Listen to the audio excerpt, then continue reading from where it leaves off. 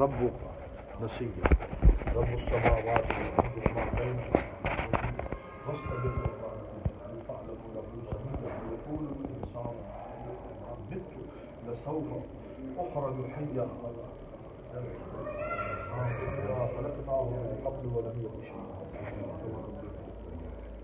وربك لتحشرن الشيطان